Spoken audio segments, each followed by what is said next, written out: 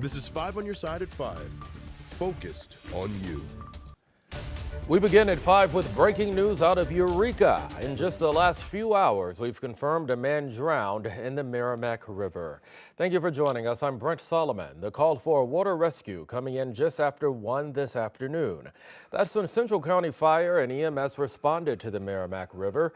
That's near the Missouri 109 overpass. Authorities say they pulled a person from the water and started CPR. Right now, we don't know the person's identity or what led up to their death.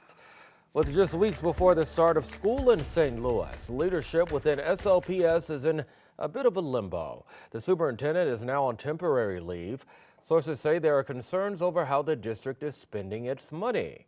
Some parents are concerned about what this means for the start of the school year. And all of this comes as families are preparing for August 19th, the first day of class. Leaders are pushing health for the entire community. In fact, organizations are making sure students have what they need to succeed. 5 on your side's Travis Cummings went to a few back-to-school events. He joins us now. Travis, what happened today?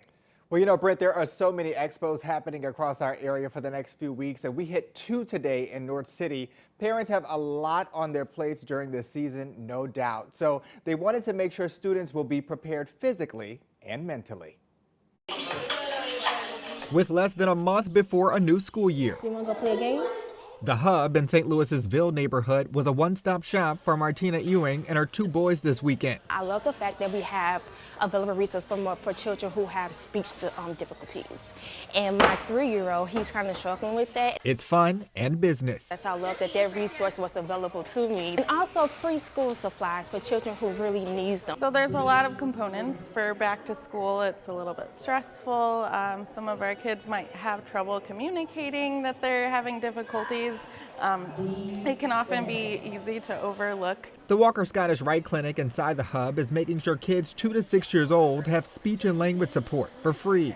A lot of times they don't even know that they're working on their speech and language, so it's really important to make things fun and then educational for our parents and caregivers especially. Because you will be sending your kids out to the world and you won't be with them all the time. So it's very important that you build that confidence and that speech within your child. Here at CARE STL, also on St. Louis's north side, a similar mission. The families you see waiting here are getting ready to get their physicals and necessary vaccinations, all required for when they return to the classroom. We all know we have gone through a lot of trauma, and we know we're in post-COVID. So these children need to feel safe again. They need to trust that we have their health care and their we have their life in our best interest. More than 40 vendors engaging families with services to equip them for a successful start. We have haircuts, we have clothes, we have vendors there for other social services for their family. Yeah. So this is very important. We don't want to be the reason they're not in school.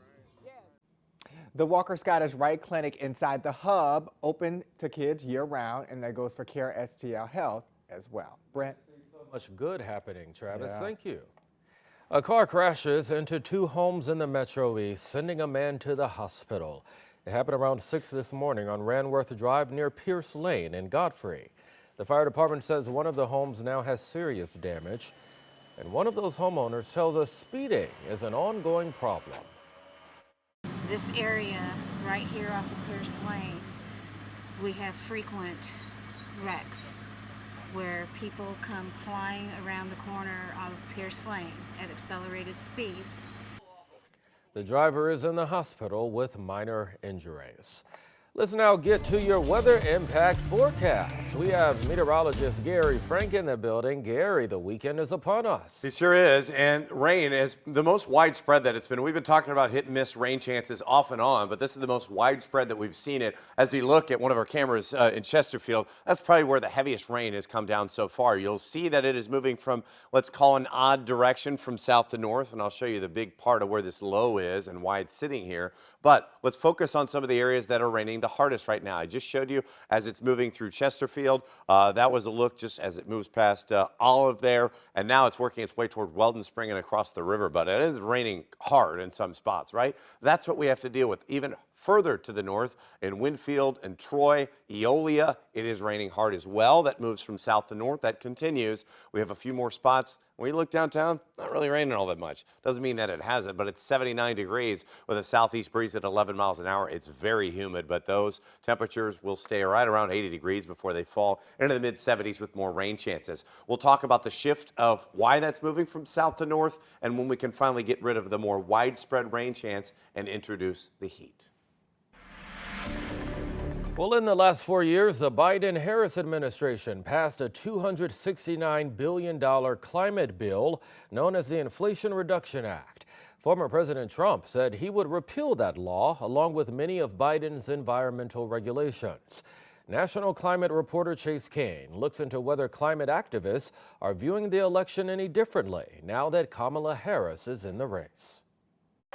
Both in Milwaukee, only 5 days apart, two distinct views on climate change. He literally promised big oil companies, big oil lobbyists, he would do their bidding for $1 billion in campaign donations. We will drill, baby, drill. The same phrase appears in the official Republican platform calling for an expansion of oil and gas production, the liquid gold under our feet, which would further heat the planet.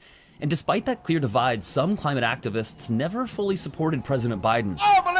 A protest through Manhattan last fall highlighted views he didn't do enough to stop our use of fossil fuels. Pass the torch, Biden. And that dissatisfaction continued until last week in Washington. Since the president stepped aside, a number of climate action groups have enthusiastically lined up to support Kamala Harris. But what makes her more appealing than Biden? Well, one reason dates back to 2005, when, as San Francisco District Attorney, Harris created an Office for Environmental Justice. And that was before some first-time voters this year were even born. Yeah, she has a history, and I think specifically she has a history around holding big oil accountable in a way that we haven't been able to do in the last 4 years. Aru is the executive director of the Sunrise Movement and highlights Harris's opposition to oil, coal, and gas, the primary drivers of climate change. In 2015 and 2016, as California Attorney General, Harris investigated and sued oil and gas companies. In 2019, she became an early sponsor of the Green New Deal. And in 2020, Harris campaigned against fracking and offshore drilling. And support from voters who prioritize climate change could prove pivotal in a close election,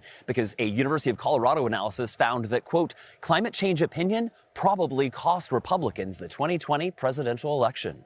In California, I'm national climate reporter Chase Kane. Call